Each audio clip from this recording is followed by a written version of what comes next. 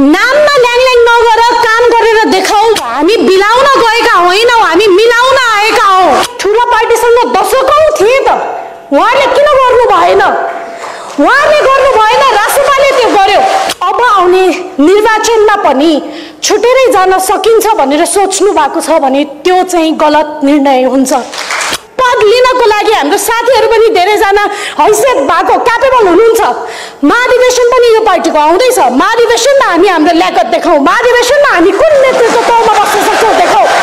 अहिलेको लागि 17 वर्षको कलिलो उमेरमा गरेको राजनीति 12 वर्षपछि खोला फर्किन्छ भने जसै गरी आज 29 वर्षको हुँदाखेरि कुलमानजी बालेनजीका टिमहरू सबैजनालाई पनि आज यहीँबाट अघि रासोपाको जेनजीहरूलाई छानी छानी जेल कोचिरहेका छन्। जेनजीहरूलाई डरको राजनीति देखाइरहेका छन्।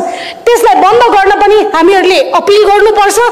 यो समय जेनजी विद्रोह पछाडि अब चाहिँ फुटेर छुट्टा छुट्टै भएर हुँदैन, एक हौँ भनेर अहोरात्र मेहनत गर्ने सम्पूर्ण समूहहरूसँग कुरा गर्न खोज्ने कुरा गर्ने व्यक्ति मध्येको एक म पनि हो। कोसिस एकदमै धेरै नै गरियो। कहिले के कुराले नमिल्ने, कहिले के कुराले नमिल्ने कुरा कहिले पनि प्रकाशमा आउँदैन रहेछ।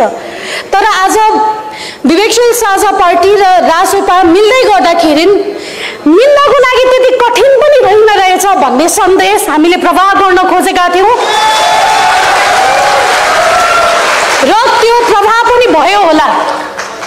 किनभने अहिले म मेरो भन्दा माथि हामी हाम्रो लोकतन्त्र हाम्रो देश भन्ने बेला आएकै छ। होल देश नै यस्तो संवेदनशील भइरहेको समयमा मेरो त्यो भन्नु चाहिँ निकै नै सेल्फिश हुन्छ र त्यहाँबाट हामी मुक्त हुनुपर्छ भन्ने कुरा थियो। आज यहाँ बोल्दै गर्दाखेरि जसको आदर्शले मैले 17 वर्षको कलिलो उमेरमा राजनीति सुरु गरेँ, उहाँको विषयमा धेरैजनाले धेरै कुछ भनिसक्नु भयो। उहाँको बारेमा अझै कुरा थाहा पाउन उहाँले लेख्नु भएको किताब वाइ नेपाल पढ्दाखेरि पनि भयो। उहाँको विषयमा कुरै नगरिकन मेरो पनि यो केही शब्दहरू त टुङ्गिँदैनन्, तर उहाँले के भन्नुहुन्थ्यो र आजको एकता उहाँले भन्नुहुने कुराबाट फरक छ कि छैन भन्ने कुरा पनि म प्रश्न पार्दै जान्छु। उज्जवल दाइले सधैँभरि नाममा ल्याङल्याङ नगर काम गरेर देखाऊ भन्नुहुन्थ्यो र आज हामीले त्यही गरेका छौँ। मलाई बारम्बार मिडियाका साथीहरूले र यो एकता नमन पराइरहनु भएको साथीहरूले तिमीहरू बिलाउन गयो भनिरहनु भएको छ। हामी बिलाउन गएका होइनौँ, हामी मिलाउन आएका हौँ। यो सबैले स्पष्टसँग सुन्नु होला। अर्को एउटा कुरा, तपाईहरूले धेरै टुटफुट झेलिसक्नु भयो।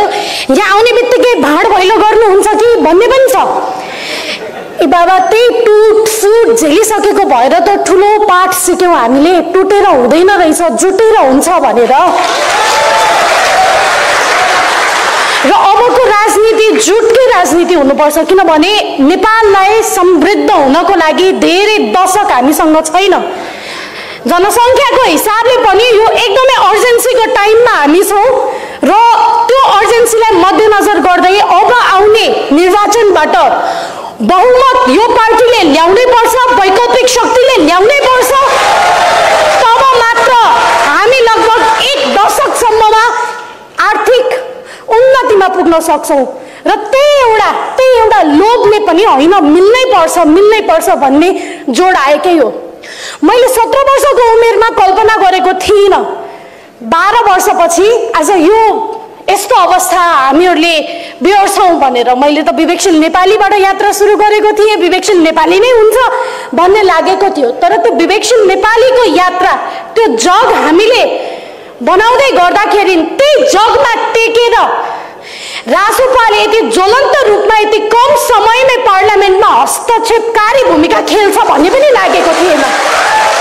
त्यसकारणले म आदरणीय यस पार्टीका सभापति रवि लामिछानेज्यूप्रति एउटा कुराको कृतज्ञता प्रशंसा सधैँभरि गरिरहन्छु। जुन छोटो समयमै देशका शार्प ब्रेनहरू, विवेक भएका, बुद्धि भएका मान्छेहरूले उहाँले एउटा प्लेटफर्ममा कलेक्ट गर्न सक्नुभयो। कलेक्ट गरेर पार्लियामेन्ट भयो त्यो कुरा त गर्नलाई ठुलो पार्टीसँग दशकौं थिए त उहाँले किन गर्नु भएन उहाँले गर्न